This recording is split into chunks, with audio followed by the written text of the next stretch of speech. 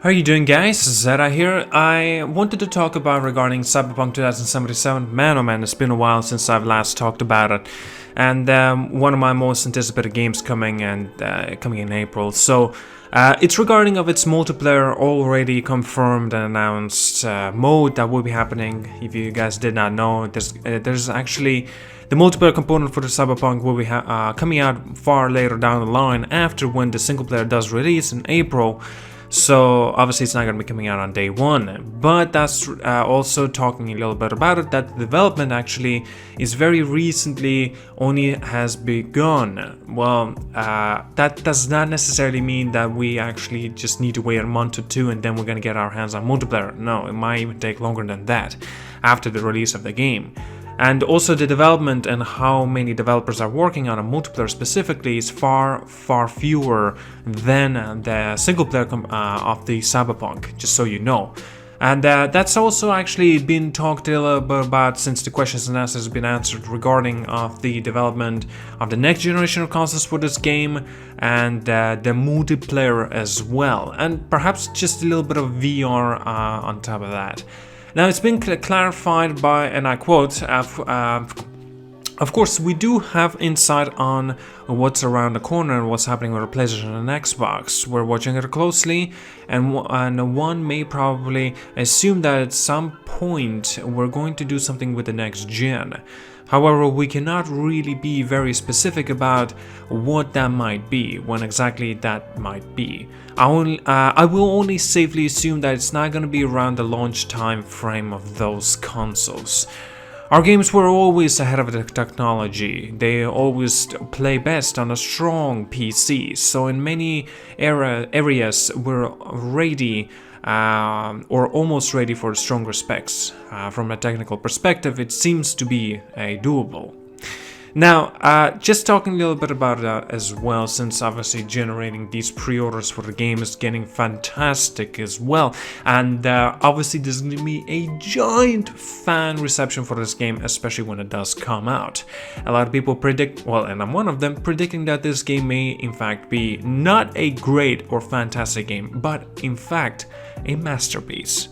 Now, this is also, you can clearly hear by my tone of my voice, as well as so many other people that they are expecting giant things out of this game. And like the hype level is through the roof, and that might be dangerous. So that's why it's necessary to keep your expectations on check and don't overthink some stuff that may not be even presented in the Cyberpunk 2077. Multiplayer alone itself, the CD Projekt Red can't even comment on that, in fact. So they can't exactly just simply tell us what they're trying to strive for. But here's the thing that makes it kind of interesting. There's also been talked a little bit about the monetization in that specifically of the multiplayer. Right? They never actually said truly that they are against the monetization. Now, I need to clarify this. Yes, they said it before, but they were always referring to the single player mode of the Cyberpunk 2077. They never said anything about the multiplayer. In fact, they can't even be too specific about this since it is very early to be shared with the details in their own words anyway. Now, the studio also, and I quote, experimenting and checking different options and possibilities. That being said, asked about the monetization, as I said. The executives clarified that we can expect that CD Projekt Red won't change its general policies towards gamers. This means that we can expect wise monetization and always value for the money. This does not really clarify that, oh my god, the microtransactions are going to be in the multiplayer component of the Cyberpunk 2077. Because clearly, these words mean nothing to us. Like, we don't have enough information or details to make a concrete proof on that front. In fact, let me get this out of the way. If there would be some kind of microtransaction included into the Cyberpunk's multiplayer I'm talking about, not the single player, but the multiplayer, I don't really think I would mind that. I seriously don't. Because number one, I would give CD Projekt Red a benefit of the doubt. No problems. Why? Well, since they have proven themselves time and time again with their games and with their words. Well, obviously you can't always, take it as a word, but you need to see by the action.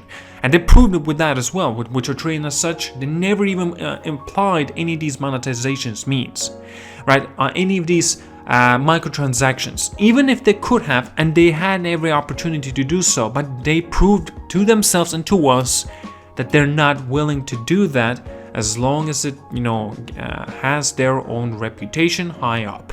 And that's important to them, and I respect that, and I'm sure a lot of people respect that because what they try to strive for, yeah, that's exactly what they're, they're not exactly worried about this.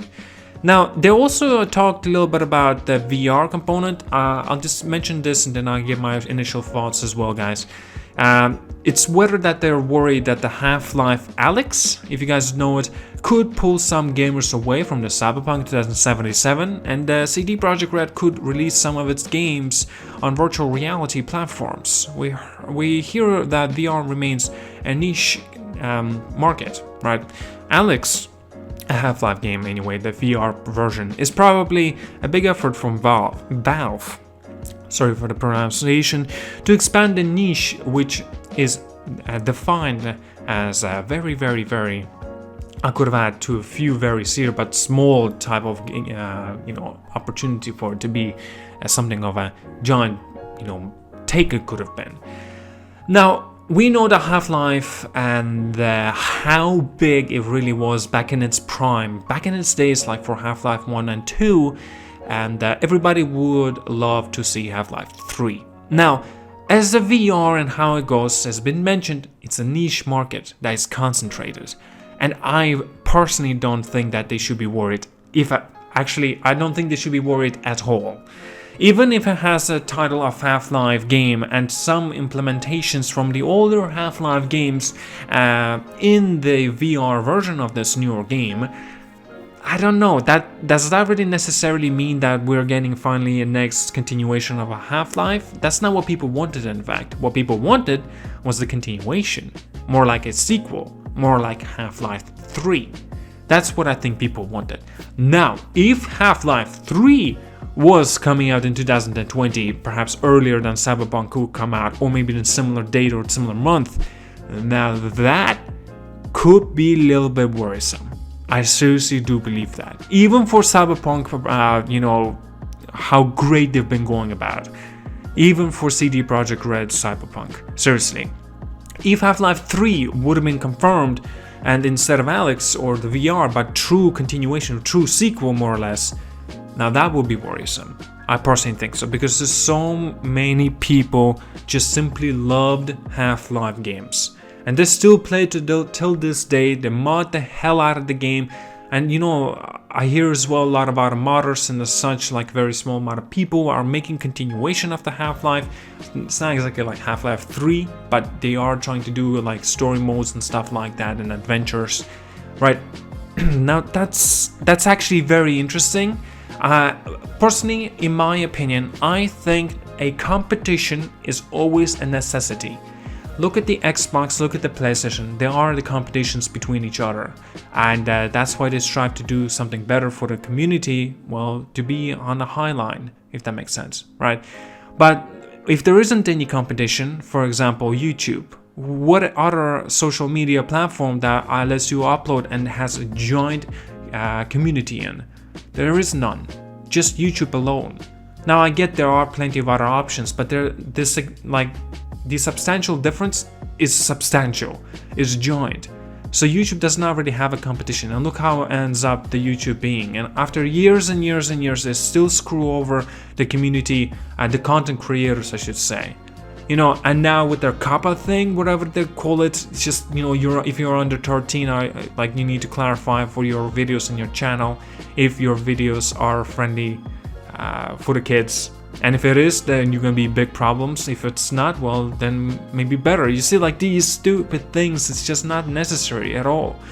And that's why YouTube needs these sort of competitions. Now, again, not everything has to do everything with a competition. There are some bullshit that even another competition needs to go something with the government, schemes and stuff like that, not for the people, not for the community. And okay. I'm actually sidetracking on my point regarding Cyberpunk, and now I'm talking about cover thing. Great. But anyway, I think that's all I wanted to talk about regarding Cyberpunk. It's been a while, hasn't it? Man, it's been a while since we last talked about Cyberpunk. Man, oh man.